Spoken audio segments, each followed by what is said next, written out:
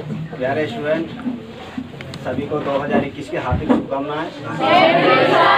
और ये है कि जिस तरह से बुरा दौर 2020 में गुजरा है, उम्मीद है कि 2021 में अच्छा गुजरेगा, अच्छा गुजरेगा। और ये बताइए कितने बच्चों के स्कूल खुल गए हैं? बाकी छोटे छोटे बच्चों के स्कूल नहीं खुले हैं। भाई ये तो बहुत बुरा हो रहा है ना। स्कूल खुलने चाहिए, स्कूल ना खुलेंगे तो घर में बोर हो जाते हैं। ऐसे कितने स्टूडेंट हैं जो 9th प्लस से हैं ऊपर और ग्रेजुएशन में? चलो ये तो बहुत अच्छा है। और देखो, एक सबसे बड़ी बात तो ये है, जितना बेहतर पढ़ोगे, और मैं मानता हूँ कि जितने भी यहाँ पर स्टूडेंट हैं सभी यहाँ पर इंग्लिश स्पीकिंग के लिए, कंप्यूटर के लिए आए होंगे। Yes sir. और हम एक इस तरह के टेक्नोलॉजिकल युग में, हम एक इस तरह से टेक्नोलॉजिकल युग में जी रहे हैं कि बिना टेक्नोलॉजी के तो कुछ भी नहीं है। दूसरा, एक जिस तरह की हमारे यहाँ पर लैंग्वेज है, ऑफिशियली लैंग्वेज, वो इंग्लिश है। तो इंग्लिश की तो इतनी ज़्यादा इम्पोर्टेंस है कि बिना इंग्लिश के तो आप कोई काम ही नहीं कर सकते। केवल एक काम तो है कि गांव में रह के एग्रीकल्चर का काम करना है, खेती बाड़ी करनी है, पशुपालन है, लेकिन आज ये भी इतना इम्पोर्टेंट हो गया कि एग्रीकल्चर में सारे प्रोडक्ट हैं। वो भी आप देखते हैं कि आजकल जैसे कि हमारे दिल्ली में आंदोलन चल रहा है और प्रधानमंत्री कह रहे हैं कि हम एग्रीकल्चर प्रोडक्ट को ग्लोबलाइज करेंगे, एग्रीकल्चर पे प्रोडक्ट को हम ग्लोबलाइज करेंगे। उसके अलावा जो हमारा पशुपालन है उसको हम ग्लोबलाइज करेंगे। उसके हिसाब से अब आप देख लीजिए कि इंग्लिश कितना इम्पोर्टेंट हो गई है। तो इंग्लिश लैंग्वेज इतनी ज़्यादा कठिन नहीं है, लेकिन ये हमारे रूटीन में रहनी चाहिए और प्रैक्टिस में रहनी चाहिए। रूटीन में रहनी चाहिए, प्रैक्टिस में रहनी चाहिए। ऐसे कितने स्टूडेंट हैं जो इंग्लिश लैंग्वेज को विदेशी भाषा मानते हैं कि हमारी भाषा नहीं है, विदेशी है। हमारी भाषा तो हिंदी है, हमारी भाषा तो संस्कृत है, हमारे तो वेदों की भाषा है। ऐसा कितना मानते हैं? जो इंग्लिश लैंग्वेज है, इंग्लिश लैंग्वेज एक रिवोल्यूशन की लैंग्वेज है। ये मानो ये क्रांति की भाषा है। क्यों? क्योंकि जब हमारे यहाँ के लोगों ने जब विदेशी व्यवस्थाएं पढ़ी, विदेशी कानून पढ़े, विदेशों की सिस्टम जाने कि लोकतांत्रिक व्यवस्था कैसी होती है, लोगों को क्या क्या अधिकार होते हैं, तब उन्होंने इंग्लिश भाषा पढ़ी, विदेशों में गए, इंग्लिश पढ़ी, तब आगे कहते हैं कि नहीं, ऐसे नहीं, यहाँ पर लोकतांत्रिक व्यवस्था होती है। अंग्रेज यहाँ से जाओ, अपना संविधान बनाएंगे, हम अपने तरीके से शासन करेंगे, लोगों को अधिकार होने चाहिए। विदेशी भाषा में पढ़े गए कि महिलाओं को क्या क्या अधिकार होने चाहिए। तब उन्होंने भारत में कहा कि नहीं, विदेशों में जिस तरह से महिलाओं को अधिकार है, इक्वलिटी होनी चाहिए। एक ही क्लास में बैठ कर लड़की पढ़ेगी, लड़का पढ़ेगा, डीएम लड़की बनेगी तो लड़का भी डीएम बनेगा, लड़की पुलिस में जाएगी, लड़का पुलिस में जाएगा। क्या ऐसा कोई क्षेत्र है जहाँ लड़की इक्वल ना हो? अब तो कोई क्षेत्र नहीं है। तो जो लैंग्वेज ग्लोबल होती है उसकी बहुत ज़्यादा इम्पोर्टेंस होती है। तो मैं चाहूँगा कि बच्चे सभी इंग्लिश पर विशेष ध्यान देंगे। और दूसरा क्यों? क्योंकि हमारे जितने कानून, हमारे संसद की प्रक्रिया, हमारे ऑफिशियल कार्य, बैंकिंग कार्य और यहाँ की एग्जाम सब क्या होते हैं? इंग्लिश। एक दूसरा, और यदि कहीं विवाद होता है, कोई डिस्प्यूट होता है, तो क्या कहता है विभाग कि जो हमारा इंग्लिश वर्जन है हमारा वो मान्य होगा, ना कि हमारा हिंदी वर्जन। कितने स्टूडेंट हैं जो इंग्लिश मीडियम में सिलेबस पढ़ते हैं? ठीक है, हाथ नीचे करो। अब आप देखेंगे किसी ज़माने में ऐसा होता था, जो हमारे हिंदी मीडियम स्कूलों के पढ़े हुए बच्चे थे वो कहाँ पहुँचे? वो कलेक्टर तक पहुँचे, सचिवालय में पहुँचे। और अब हिंदी मीडियम वाले जो बच्चे हैं, जैसे हमारे गांव के प्राइमरी स्कूल हैं, उनके बच्चे तो 10वीं पास न कर पा रहे ठीक से। है या नहीं ऐसा? yes, और देखो कभी कभी आप जो भी लेटेस्ट में चलता रहता है, लेटेस्ट में चलता रहता है, आपको उससे विशेष ध्यान रखना है, उस पर आपको विशेष ध्यान रखना है जो लेटेस्ट में चल रहा है। जैसे किसान आंदोलन चल रहा है तो उसको आप पढ़ा करो, अखबार के लेख वगैरह अखबार पढ़ा करो, उससे पता चलेगी वास्तव में क्या है। जो नई यंग एज है हमारी, जो 18, 20 साल, 21 साल के बच्चे, वो सबके हाथ में मोबाइल है और मोबाइल पर बहुत सारे सोशल प्लेटफॉर्म है, चाहे आपका यूट्यूब है, आपका व्हाट्सअप है, इंस्टाग्राम है, लेकिन उसकी जो इन्फॉर्मेशन होती है आप उसको करेक्टली मत मानिए, आप उसको करेक्टली मत मानिए। वो होती है आपको बोन ब्रेस यानी बोन दिमाग की दही बनाने वाली, ये बात मान लो, आपको दिमाग चेंज करने के लिए। तो उस भाषा से आप बच के रहेंगे, उस नॉलेज से बच के रहेंगे और ज़्यादा से ज़्यादा जो हमारी किताबों की नॉलेज है उस पर ध्यान देंगे। कभी कभी आया था कि टेक्नोलॉजी इतनी बढ़ेगी कि हम ई लाइब्रेरी कर देंगे, हम ऑनलाइन पढ़ाई कर देंगे, लेकिन आप भले ही ऑनलाइन पढ़ाई कर देंगे लेकिन किताबों का महत्व कम नहीं होने का, ठीक है। और आप अपनी आज़ादी तो समझ रहे हैं, आज़ादी समझ रहे हैं आप अपनी, लेकिन एक मैं बहुत कटु सत्य आपको बताऊंगा। हमारे देश में अभी चर्चा में चलेगा, अभी चला नहीं है, अब चलेगा यूनिवर्सल सिविल कोड, मतलब पूरे भारत में सबका एक जैसा कानून होना चाहिए, यानी कि सबका एक जैसा कानून होना चाहिए। एक जैसा कानून कैसा कि जब लड़का की उम्र शादी करने की 21 साल है तो लड़की की उम्र क्यों 18 साल है, अंतर है ना? तो इसमें लड़की लड़का में भेद हो गया। अच्छा, जब यदि तलाक की बात आती है तो एक जुडिशियल सेपरेशन होता है कि हिंदू में स्पेशल मैरिज एक्ट में क्या होता है, यदि कोई दंपत्ति कहता है हमें तलाक चाहिए तो कोर्ट ये कहता है कि पहले 1 साल आप अलग रह के देखिए, जब आप अलग रह लेंगे फिर हमारे पास आओ और हम आपका तलाक दे देंगे। उसी तरह से पारसी लॉ में वहाँ 2 साल रखा जाता है, वो 2 साल रखा जाता है। और जबकि मुस्लिम महिलाओं में क्या तलाक तलाक तलाक, हमने इस तरह तलाक दे दिया। तो इस तरह की चीजें ये है कि ये हमारे यहाँ पर आने वाली है। लेकिन कभी भी यदि सोशल मीडिया व्हाट्सएप पर ये चले कि अब एक जैसा कानून लागू होगा, एक जैसा कानून क्या होगा कि जितने ओबीसी के बच्चे हैं नौकरी में उतने जनरल के जाएंगे, जितने जनरल के हैं इसमें माइनॉरिटी जाएंगे, तो ऐसी भाषा से बच के रहना है हमें। कभी कभी आप सोशल मीडिया पर देखते होंगे कि हमारा बैंकिंग सेक्टर, कि हमारे रेल बिक रही है जी, बिकती है, रेल बिक रही है, कि हमारा LIC बिक रहा है, हमारे एयरपोर्ट बेच दिए सरकार ने, ऐसा सुना होगा आपने। उसमें जो होता है कि जिस तरह से हमारा कोई, जैसे ये अमेरिकन इंस्टीट्यूट है और हमने कहा कि भाई इसको खड़ा करने में 2 लाख रुपया लगे थे और वो सारी हिस्सेदारी 50-50% की जीत सर और अमित सर की थी। इन्होंने कहा भाई हम हिस्सेदारी बढ़ा रहे हैं, तो पता चली 25% की हिस्सेदारी मुझे बेच दी। तो एक हिस्सेदारी बेची जाती है, ना कि सारा प्रोजेक्ट ही बेच दिया। या कुछ चीजें ऐसी होती हैं कि भाई इनके रख रखाव के लिए, उनका रख रखाव हम किसी दूसरे के हैंड ओवर कर रहे हैं। लेकिन हम आने वाले समय में बहुत बड़ी क्राइसिस में जाने वाले हैं, हम बहुत बड़ी क्राइसिस में जाने वाले हैं। कौन सी क्राइसिस में? बेरोजगारी की है।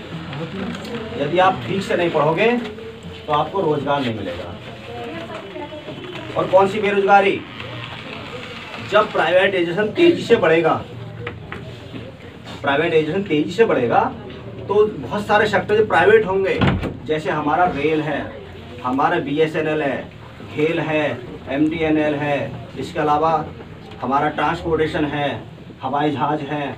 ये जब प्राइवेट हाथों में जाएंगे तो यहाँ पर जा कर के हमारी जो रोजगार पाने की क्षमता है वो अपने आप कम होती जाएगी। और उसको हम ही नहीं, तुम भी फेस करोगे, तुम्हारे आने वाली जनरेशन फेस करेगी।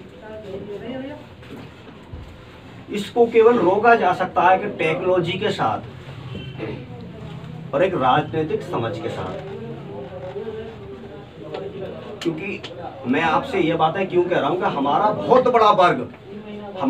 बड़ा वर्ग एक ऐसी सूचनाओं से, जिन सूचनाओं का कोई स्पष्ट आधार नहीं है, ये सत्य है या झूठ है, उसमें घिरा हुआ है।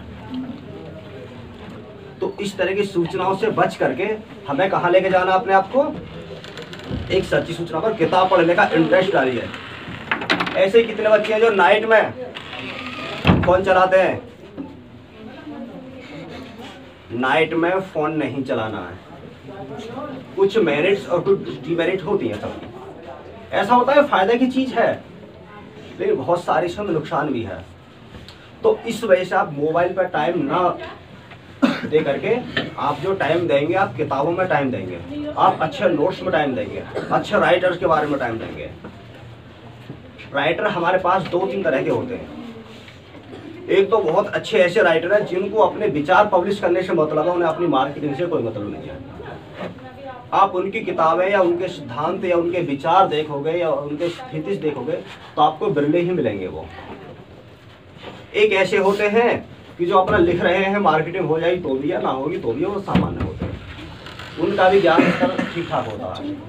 लेकिन जिस तरह से YouTube पर चल रहा है, पता चले 20-20 साल के लड़के पढ़ा रहे हैं, 18-18 साल के लड़के पढ़ा रहे हैं, उनका ज्ञान इतना अच्छा नहीं होता।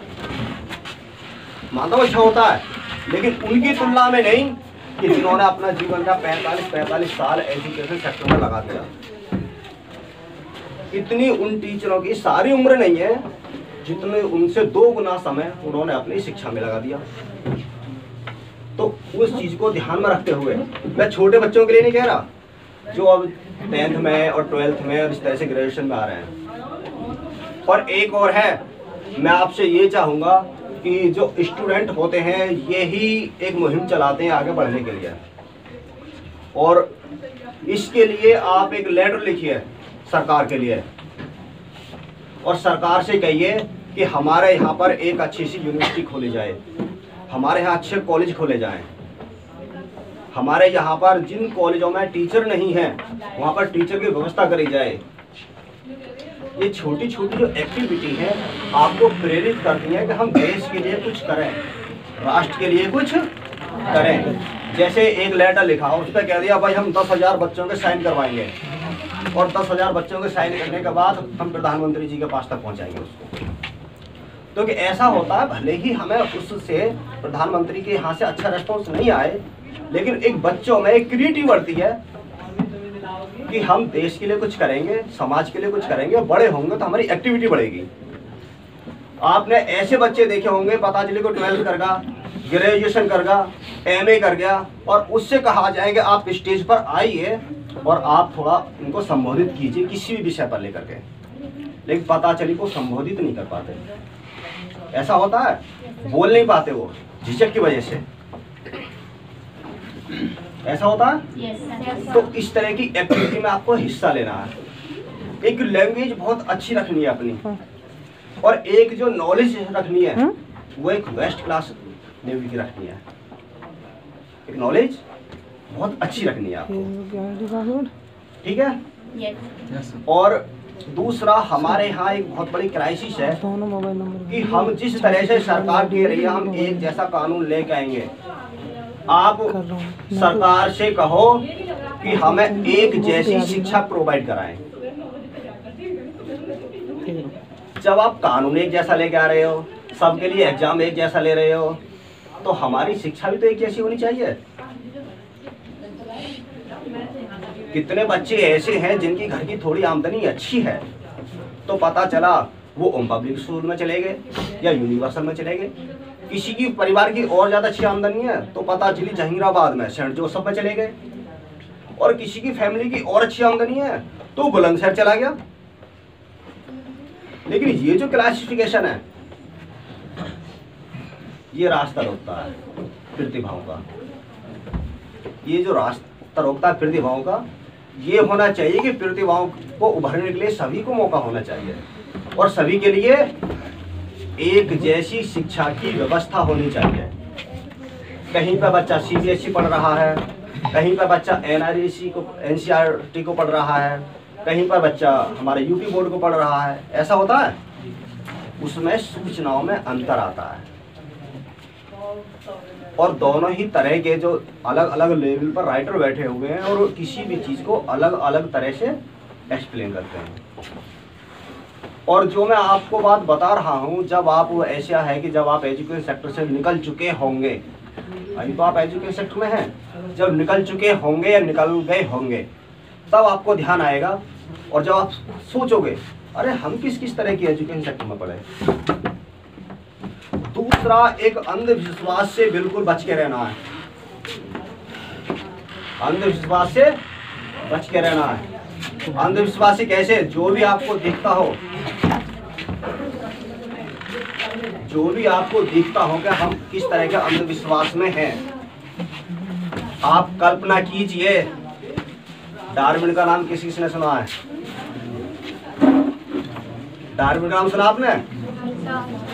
जब डार्विन ने अपना सिद्धांत दिया, जैव विकास का सिद्धांत, जैव विकास सिद्धांत दिया, तो उस समय यूरोप में चर्च, जो चर्च होते हैं यूरोप में, जैसे हमारे यहाँ मंदिर हैं तो ईसाई चर्च होते हैं, चर्च बहुत पावरफुल स्थिति में थे। जब उन्होंने कहा, डार्विन ने, कि जैव विकास का सिद्धांत ऐसा है कि जीवन की जो उत्पत्ति हुई है कृमि के विकास से हुई है, हमें ईश्वर ने नहीं बनाया। जब ईश्वर की बात को उन्होंने नकार दिया, हमें ईश्वर ने नहीं बनाया, हमारे पूर्वज तो नजदीकी बंदर हैं। तो ये समझो कि चर्चों में आग सी लग गई एकदम, लोग उनके विरोध में खड़े हो गए और उसके बाद तब जाकर के उन्होंने बड़े धीरे धीरे स्थिति सुधरी और तब जाकर के आज हम मानते हैं कि हाँ, कि जो जीवन की उत्पत्ति हुई है एक कृमि तरीके से। कोपर्निकस का नाम कितने लोगों ने सुना है? कोपर्निकस ने यह कहा है कि सूर्य स्थिर है और पृथ्वी इसके चारों ओर घूमती है। और उससे पहले क्या था कि पृथ्वी स्थिर है, सूर्य चारों ओर घूमता है। जब उसने अपना सिद्धांत दिया तो लोग उनके विरोध में आके खड़े हो गए, ऐसा नहीं है। और जब बाद में प्रैक्टिकली सिद्ध हुआ तो बाद में पता चला कि हाँ ऐसा है।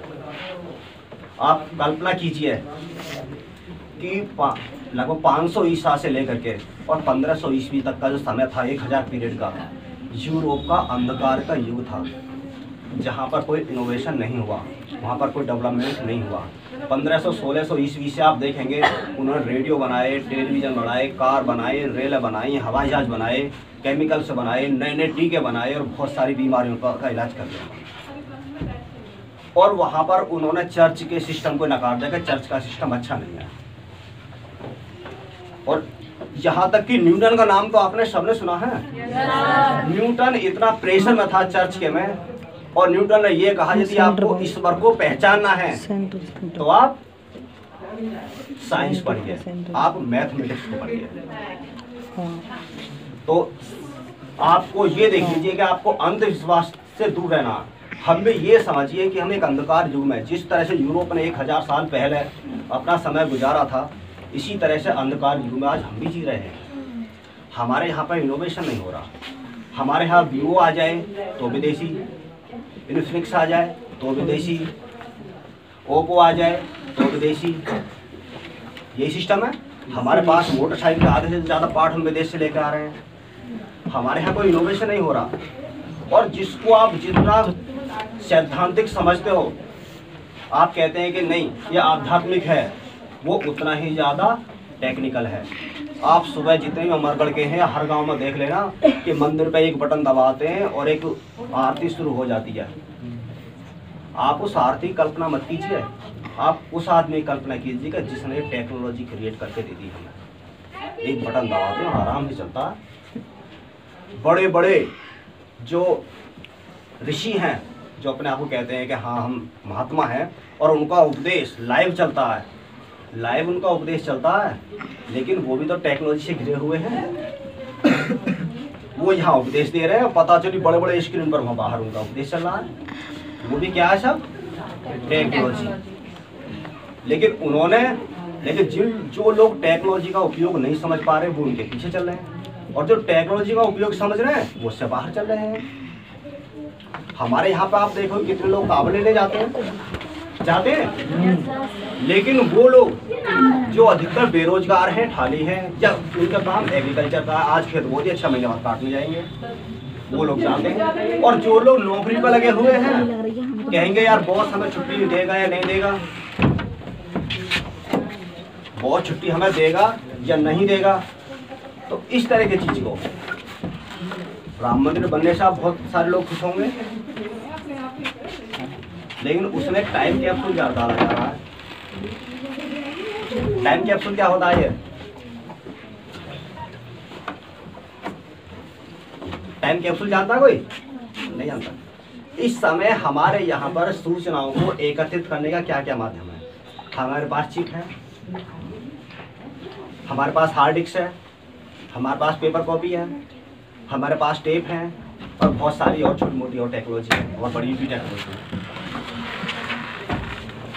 राम मंदिर का सारा इतिहास लिख करके और उसकी नींव के नीचे कैप्सूल डाला जा रहा है कि फ्यूचर में जब हम उसे निकालेंगे, कोई आने वाली संस्कृति आएगी जब उसे खो देगी तो उसको उसका अध्ययन करने के लिए उसे आसानी रहेगी कि ये इस तरह से बना, ये प्रक्रिया थी। ये अब हमारा जो राम मंदिर बनना है आध्यात्म के लिए, पूजा पाठ के लिए बन रहा है, लेकिन नींव धरने से पहले वहां पर टेक्नोलॉजी का प्रयोग किया गया।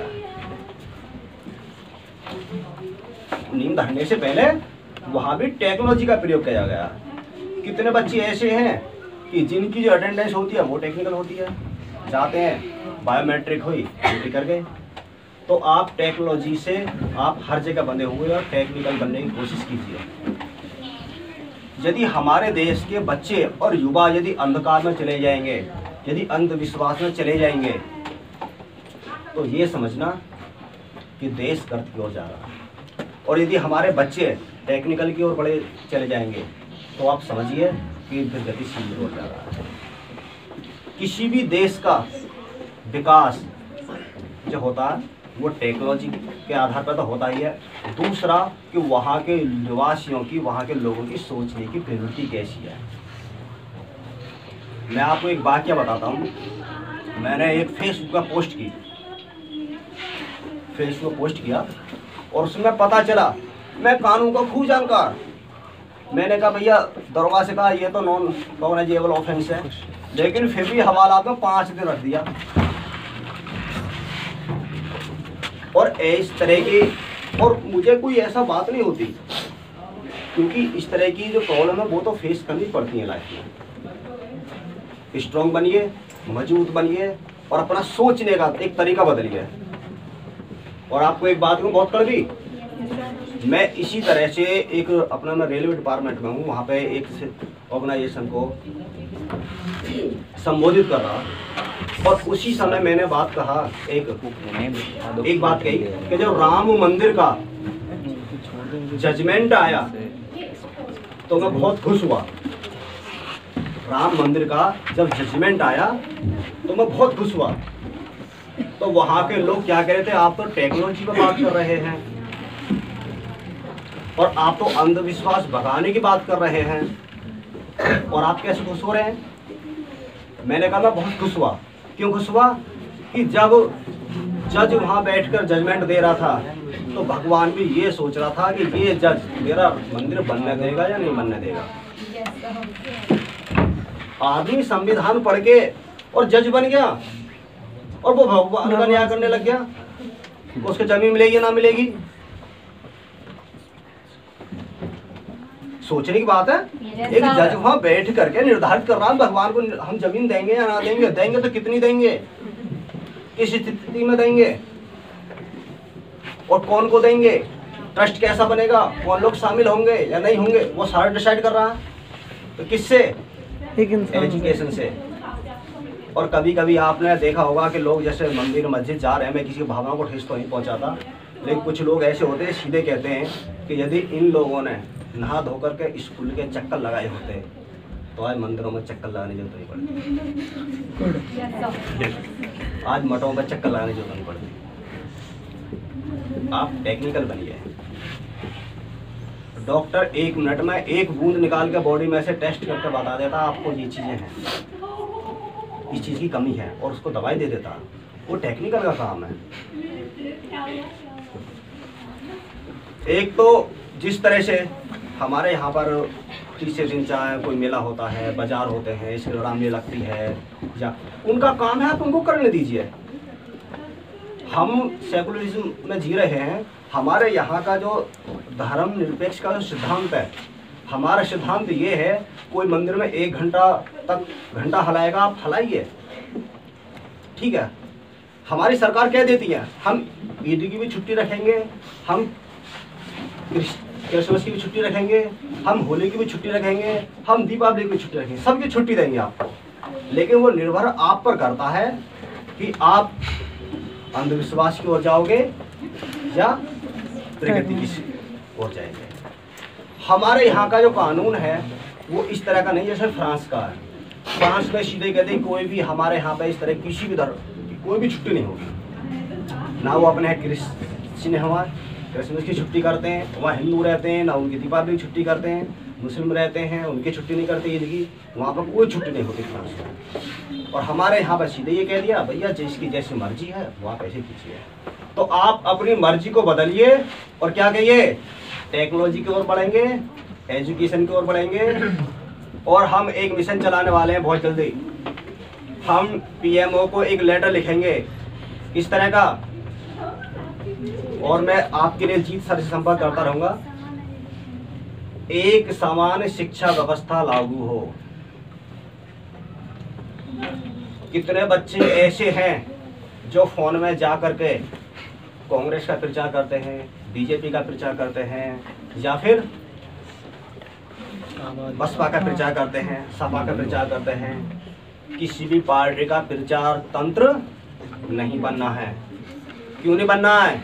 यदि सरकारें इतनी अच्छी होती तो देश को आज़ाद हुए 70 साल हो गए। आप यहाँ से बुलंदशहर तक लगाइए, कोई भी स्कूल नहीं बनाया। हमारे अमरगढ़ का जवाहर हमारे अमरगढ़ का जवाहर ज्योति इंटर कॉलेज ग्राम पंचायत की जमीन पर बनाया, लोगों ने चंदा दिया, नाम लिखा हुआ, तब जाकर के सरकार ने उसमें टीचर दे दिए। ऊंचा गांव में स्कूल है, इस तरह से जमीन दी।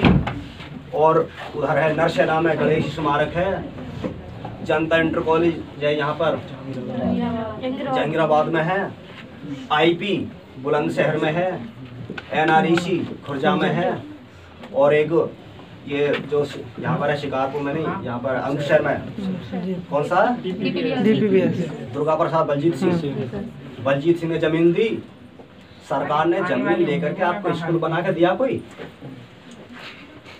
आप बताइए मुझे, सरकार ने स्कूल बनाया हो? हमारे है इंग्लिश मीडियम आ गया, सरकार ने अपने इंग्लिश मीडियम स्कूल खोले? नहीं खोले। किसी को गुलाम बनाना हो तो उसको एजुकेटेड मत होने दो। अनपढ़ आदमी अपने कर्तव्य को समझेगा और पढ़ा लिखा आदमी अपने अधिकार को समझेगा, मेरा अधिकार ये भी है। अब आप सरकार को देख लीजिए किस तरह से आपको गुलाम बना रखा है। किसी का प्रचार नहीं करना है, किसी पार्टी का।